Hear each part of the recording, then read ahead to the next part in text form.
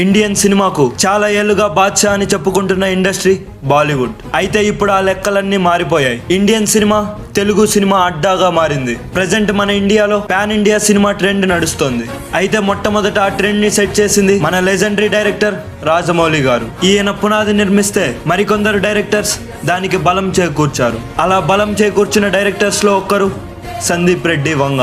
తెలుగు ఇండస్ట్రీలో అప్పట్లో శివ మూవీతో యూత్ లో సెన్సేషన్ ని క్రియేట్ చేసిన డైరెక్టర్ రామ్ గోపాల్ వర్మ. మళ్ళీ చాలా సంవత్సరాల తర్వాత అర్జున్ రెడ్డి మూవీతో ప్రెసెంట్ ఉన్న యూత్ కి పిచ్చెక్కించిన డైరెక్టర్ సందీప్ రెడ్డి వంగ.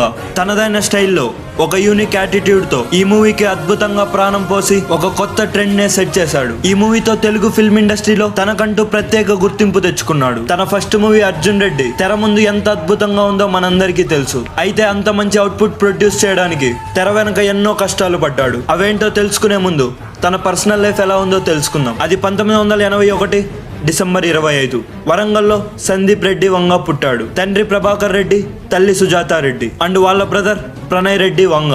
ఇతని భార్య పేరు మనీషా. వీళ్ళిద్దరికి 2014లో మ్యారేజ్ అయింది. ప్రెసెంట్ వీళ్ళకి 2 పిల్లలు, ఒక అబ్బాయి ఒక అమ్మాయి. అబ్బాయి పేరేమో అర్జున్ రెడ్డి.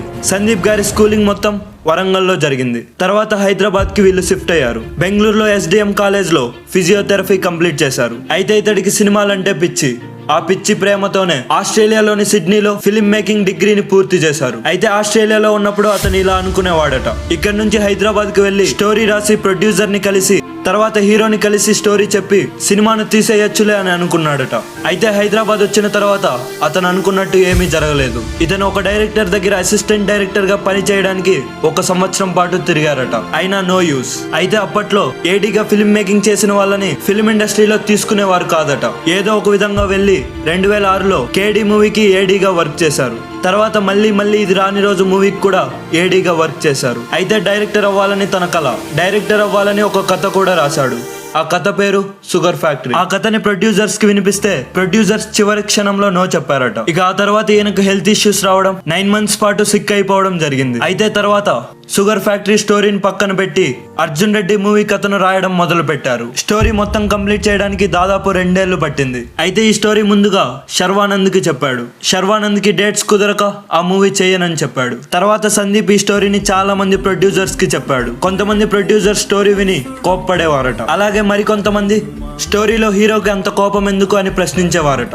అలాగే మరికొందరు స్టోరీ అర్థం అవ్వలేదు అని చెప్పేవారట. అయితే సందీప్ గారు ఇలా అనుకునేవారట, ప్రొడ్యూసర్స్ అందరూ డబ్బులు సంపాదించడానికి మూవీస్ చేస్తారు కదా, నా స్టోరీలో అంత పొటెన్షియల్ ఏమైనా లేదా, నా స్టోరీలో ఏమైనా మిస్టేక్స్ ఉన్నాయా, లేదా నా స్టోరీ టెల్లింగ్ లో ఏమైనా మిస్టేక్స్ ఉన్నాయా అని బాధపడేవారట. అయితే స్టోరీ నచ్చిన ప్రొడ్యూసర్స్ కొంతమంది స్టోరీ బాగుంది, కొంచెం చేంజెస్ చెయ్యు అని చెప్పేవారట. తను మాత్రం స్టోరీ చేంజ్ చేస్తే సినిమా ఎలా మారుతుందో నాకు తెలియదు అని చెప్పేవారట.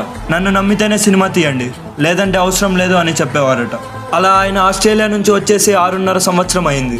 ఆ టైంని తన లైఫ్ లో డార్క్ ఫేస్ అని తను అనుకునేవాడట. ఫైనలీ ఒక రోజు తన brother Pranay Reddy and father Prabhakar Reddy Vanga వాళ్ళిద్దరూ సందీప్ గారి దగ్గరికి వచ్చి మూవీకి మేము ప్రొడ్యూస్ చేస్తాము, నువ్వు మూవీని మొదలు పెట్టు అని చెప్పారట. తర్వాత సందీప్ గారు తన ఆఫీస్ ని ఓపెన్ చేశారు. తన ఫ్రెండ్ ఒకడు తన ఆఫీస్ ని విజిట్ చేసి, నువ్వు ఈ ఆఫీస్ లో ఎక్కడ ఉంటావు, ఎక్కడ తింటావు, ఈ ఆఫీస్ లో నువ్వు నీ మూవీని కంప్లీట్ చేయలేవు అని చెప్పాడట.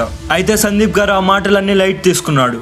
తర్వాత కాస్టింగ్ అండ్ లొకేషన్స్ గురించి ఏకంగా 6 నెలలు టైం తీసుకున్నాడు. కాస్టింగ్ అండ్ లొకేషన్స్ విషయంలో ఈయన చాలా పర్ఫెక్షనిస్ట్ అండ్ చాలా డీటెయిలింగ్ గా ఉంటాడు. మొత్తానికి విజయ్ దేవరకొండని హీరోగా సెలెక్ట్ చేసుకుని కాస్టింగ్ లొకేషన్స్ అన్ని ఓకే చెప్పి షూటింగ్ స్టార్ట్ చేశారట. షూటింగ్ ఫస్ట్ డే రోజు తన ఆఫీస్ డోర్ ఓపెన్ చేసిన వెంటనే తనకి ఒక పిల్లి ఎదురొచ్చింది. అయితే అప్పుడు చాలా టెన్షన్ పడ్డారు. ఇక తర్వాత సెకండ్ డే షూటింగ్ లో భారీ వర్షం వచ్చి షూటింగ్ కి అంతరాయం కలిగించింది. ఇక థర్డ్ డే షూటింగ్ అప్పుడు తన కెమెరామెన్ తన మెమరీ కార్డ్ ని పోగొట్టేశాడు. అలాగే కొన్ని రోజుల తర్వాత విజయ్ వేరే సినిమా కోసమని తను క్లీన్ సేవ్ చేసుకున్నాడు. అలా మళ్ళీ విజయ్ కి బిఎడ్ రావడానికి 70 days పట్టింది. ఇలా షూటింగ్ సమయంలో చాలా ప్రాబ్లమ్స్ ఫేస్ చేశాడు సందీప్ రెడ్డి వంగ. అయితే ఒక్కొక్కసారేమో నేను ఫిలిం కంప్లీట్ చేయలేను అనే థాట్స్ తన మనసులోకి వచ్చేవట. అయినా తనపై తనకున్న నమ్మకంతో ఫిలిం ని కంప్లీట్ చేశారు. ఇక టీజర్ రిలీజ్ చేశారు, చాలా మంచి రెస్పాన్సే వచ్చింది. ఇక ట్రైలర్ కి కూడా చాలా మంచి రెస్పాన్సే వచ్చింది. ఇక డిస్ట్రిబ్యూటర్స్ అయితే రన్ టైం ఎంత అని కూడా అడగకుండా మూవీని తీసుకున్నారట. బెంగళూరులో ఒక డిస్ట్రిబ్యూటర్ 40 లక్షలకి మూవీ రైట్స్ ని తీసుకున్నాడు. అయితే అక్కడ 1,80,00,000 మూవీ సంపాదించింది. ఇక సినిమా రిలీజ్ చేసే ముందు కొంతమందికి సినిమా చూపించారట. మూవీ లెంత్ ఎక్కువగా ఉందని ప్రతి ఒక్కరూ చెప్పారట. లెంత్ తగ్గించు, మంచి హిట్ అవుతుంది, లెంత్ వల్ల ఫ్లాప్ అవుతుంది అని చెప్పారట. అయితే సందీప్ గారు లెంత్ కట్ చేస్తే ఫీల్ పోతుందని తను నమ్మిన స్టోరీనే కంటిన్యూ చేశారు. మొత్తానికి సినిమాని 2017లో రిలీజ్ చేశారు. 5 కోట్ల బడ్జెట్ తో వచ్చిన ఈ సినిమా ఏకంగా 51 కోట్లు కలెక్ట్ చేసింది. అప్పట్లో ఒక సెన్సేషన్ గా మారి బిగ్గెస్ట్ హిట్ గా నిలిచింది. ఈ సినిమా సక్సెస్ తర్వాత సందీప్ గారు తన సినిమా కోసం తన తాతల ఆస్తి అయిన 36 ఎకరాల మామిడి తోటని వాళ్ళ నాన్నగారు అమ్మి మూవీకి ప్రొడ్యూస్ చేశారట. సందీప్ గారి చిన్నప్పటి నుంచి 2017 సమ్మర్ వరకు తను ఏ రోజు మ్యాంగోస్ బయట కొనలేదట. ఆస్తి అమ్మినందుకు చాలా బాధగా ఉంది అండ్ ఫస్ట్ టైం సక్సెస్ అయినందుకు చాలా సంతోషంగా ఉంది అని చెప్పుకొచ్చారు. నేను మళ్ళీ ఆ మామిడి తోటని ఎలాగైనా కొంటా అని సందీప్ గారు తన మాటల్లో చెప్పారు. నిజంగా సందీప్ గారి వాళ్ళ బ్రదర్ అండ్ ఫాదర్ చాలా గ్రేట్. ఎందుకంటే సందీప్ గారిని నమ్మి తమ ఆస్తులు అమ్మి మరీ ప్రొడ్యూస్ చేశారు.